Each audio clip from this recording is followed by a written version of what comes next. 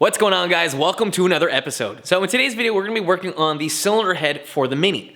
So I've been doing a decent amount of work inside the garage and I've been restoring almost every single bolt that's found on this car.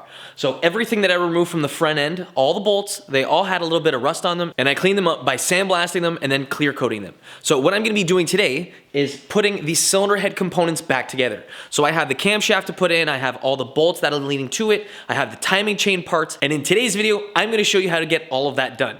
So let's jump right into it.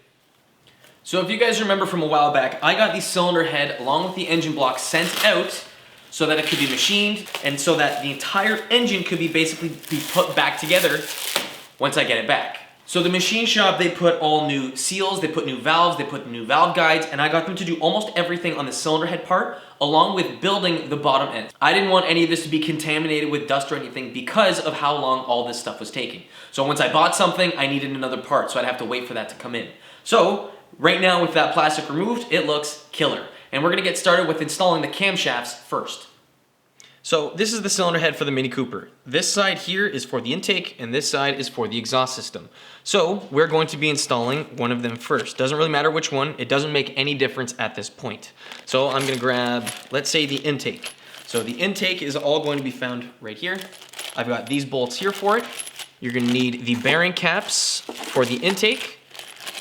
Now it's very important to keep all this organized. So when I remove this, I labeled it all. So I have the intake camshaft bearing cap bolts, I have the intake camshaft bearing caps, and I have the intake camshaft.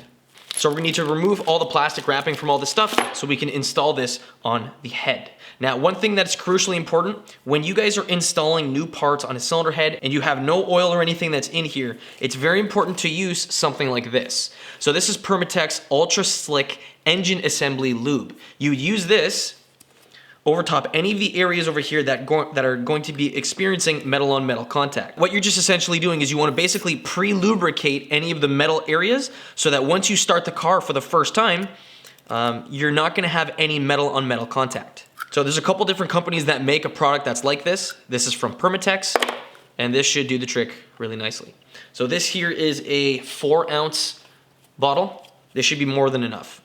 So once you have that open, you're just gonna be putting a little bit of lube on any of the journals here. So if you're gonna be doing this for the bottom end, so on the engine, you're gonna be putting this kind of lubrication on the main journals and also on the connecting rod journals. Now, because we're gonna be starting off with the intake, we're just gonna put a little bit on here. So the stuff is pretty thick. You don't need to absolutely cake it, but you wanna have it so that there is some on any of the contact points. So that once you go ahead and turn the car and you turn everything, it's going to work nice and easily. So, intake cam. So right here I just placed the stock camshaft on top of the journals found in here. Now I did not upgrade this camshaft only because I'm going with a bigger turbo. Now if I was running a naturally aspirated engine, I would 100% purchase a bigger camshaft that has either longer duration or a taller lobe. And you're gonna want that so that you can get as much air as possible inside each one of the combustion chambers. Now, I'm gonna see how this works. I might eventually replace the camshaft with a better one, but this will do for now. Now, after that, you're gonna need the intake camshaft bearing caps. Now, you'll notice that the intake camshaft runs here and it has this big piece that goes over top. Now, the exhaust side does not have that. Now, the reason why that's there is because this engine has variable valve timing. Now, it's only found on the intake cam. So the exhaust camshaft does not have variable valve timing. So you can see on here, there's different numbers. This one here is 6. You can see that's 7.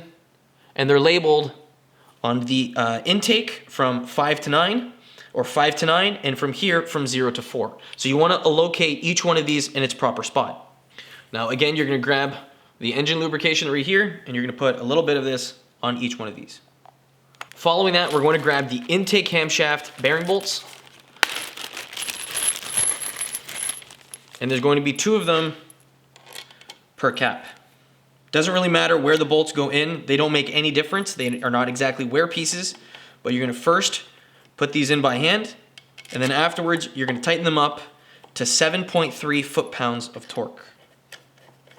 Now, before you go ahead and torque each one of these bolts down, what I'm going to do is suspend the cylinder head up in the air so that if any of these camshaft lobes are pushing down on any of the valves have room to move.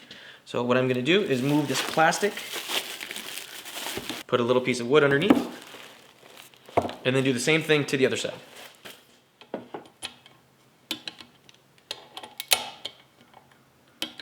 So once you have each and every one of these 10 bolts torqued up to 7.3 foot-pounds, you can repeat the exact same thing for the camshaft side. Now, keep in mind, when you guys are doing this, do not over-torque anything. If something doesn't want to thread in properly, just take it out, make sure it's properly threaded in, and don't cross-thread anything at this point, because if you do that, you have to send this back out to go get machined. Now, if you guys want, you guys can tackle all of this at home, or if you guys like, you guys can send this out to a machine shop and they can take care of all of this. Now, this is probably one of the more delicate parts of the build, but if you take your time and do things right, you can definitely save yourself a couple bucks by doing this all at home instead of sending it out. Now, one more thing that we need to install on the cylinder head before we can start putting more stuff on here is the oil pressure switch. Now, when you're installing this, you're gonna need to lubricate the O-ring that's found on the switch itself, and we're going to install it on the front side of the engine. So the timing chain side is over here. It's going to be found on the opposite side. So you're gonna need a 22mm socket, and it's going to thread right into the block right here. So before you go ahead and install this, you want to lubricate this sensor so that it goes on nice and easily. Now afterwards, you're going to tighten this up to 14 foot-pounds of torque.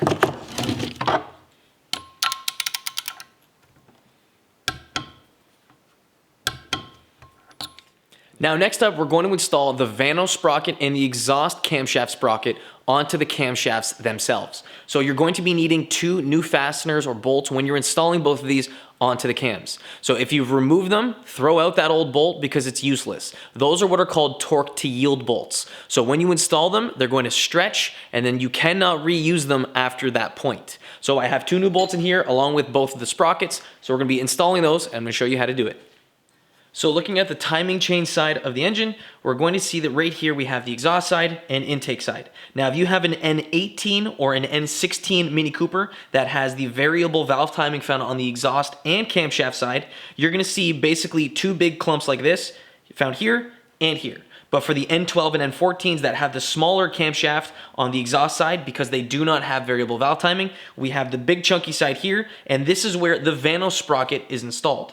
Now the bolt that we're going to be using is going to be installed in a very similar way.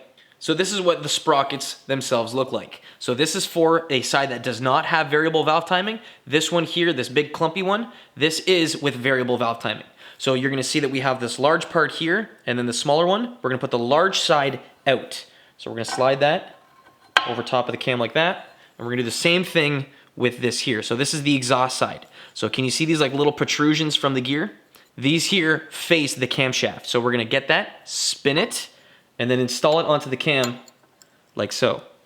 Now of course, because this guy here for the intake side does have a larger unit, you're going to need a longer bolt than the side that does not have that same bulky unit. So I've got both the part numbers here. You guys can find more information in the description box if you guys want to buy these. And you're just going to be installing these into the cam itself. So I'm going to start off with the intake side. So open it up. Do not lubricate this. Do not do anything special. This is a new torque to yield bolt. You're going to put this inside there.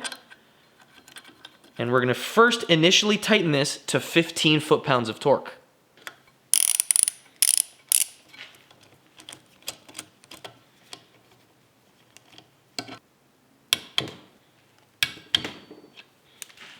Now, the second part to this torquing sequence is a little bit more complicated. So what we first need to do in order to do that second step is lock the camshafts in place. So in order to lock both of the camshafts in place so we can tighten up these bolts, we need to have it so that the word X and the word in are facing up. That way we can have both of the ends of the camshafts here that are both square. We're going to have it so that we can both line these up, keep them straight, and then we can torque up these bolts. So right here we have this kit. So it's a multi-piece design tool. So we have 2 pieces right here. We've got one of them for this side, one for the other, and then we have a couple bolts that we need to tighten in place to keep both of the camshafts locked. So I'm gonna start off with grabbing an open-ended wrench and aligning each of the camshafts so you can see the word in and it's pointing up and X pointing up.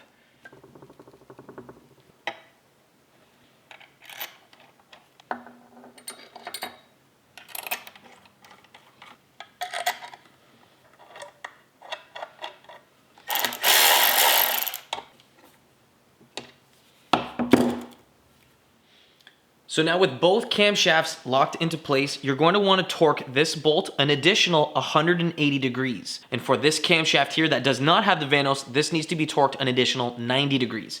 So let's start off with this one. Ready? So we're going to be looking for another 180 degrees.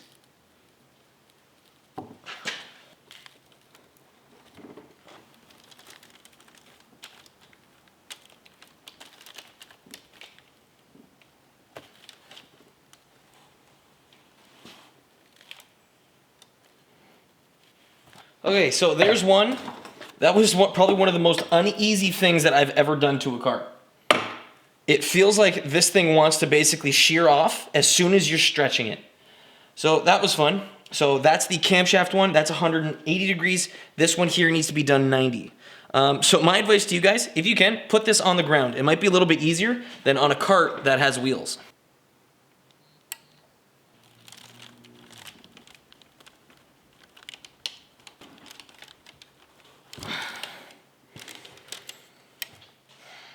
Okay, so I guarantee that will be a hell of a lot easier if the cylinder head was attached to the block and it was all in the car. But I managed to torque them up. It's torqued to spec. Now we can move on and pretty much put the cylinder head onto the block. So we're going to need to install the cylinder head studs, the upgraded ARP ones. I'm going to need the cylinder head gasket, and I'm going to show you guys how to get that done along with all the stuff you need to do it. So there's a couple different really specific procedures that need to be done in order for all of this to work. So the cylinder head bolts, the bolts that are going to be holding the head onto the block, those are typically what are called torque to yield bolts. So a bolt like that is going to stretch once you torque it. Now, the ARP bolts, the fancy thing about those is that they are not of that design. So you don't need to replace those bolts every time you take the head off. You do, however, still need to replace the head gasket. Okay, so what we did so far is all good. Now, what I'm gonna be showing you is the other parts that we need to install onto the block and onto the head. Now, I have everything restored, so now it's pretty much just a matter of bolting everything else back together. We've come a really long way, and it's finally there. Now, I'm really hoping, guys, keep me to this. By the end of, what are we? We're March now. By the end of April, after I'm done exams, I'm done on the 15th. By the end of April, I want my Mini to be on the road and going. So if I'm not, give me shit. Message me on Instagram. Milan, what are you doing? Let's go. Come on, chop chop. But right now I do have school. It's getting somewhat into exam season time. I have assignments to do. I don't know if you guys know about that, but I just want to keep you guys up to date. I am working on the Mini as much as I can. I've been spending a decent amount of time just restoring the parts that I took off the car, let alone the stuff that needs to go back on. So what I'm pretty much doing here isn't necessarily just a motor build. I'm doing a full restoration on this Mini. So I thank you guys for being patient with me. I know these videos have been taking a little bit of time to come out, but it is because I'm doing something else. It's not like I'm just sitting at home playing Xbox all day. But yeah, the videos are coming. Come April, after the 15th, it's video time. It's Mini time, it's summertime. So thank you guys so much for staying along with me. We've come a long way. We're almost at 250,000 subscribers, so that is an awesome milestone too. I wouldn't be here doing what I was doing if it wasn't for you guys. So thank you guys so much. Thank you for being awesome. Thank you for clicking that sub button. And I hope you guys enjoy what's to come. But if you guys have any further questions regarding the video, comment section's down there. I have parts also in the description box. If you guys want to find anything, it's all going to be in there, along with more information regarding this stuff. Anyways, guys, that's enough talking for now. Thank you for watching. I'll catch you guys in the next one. Peace.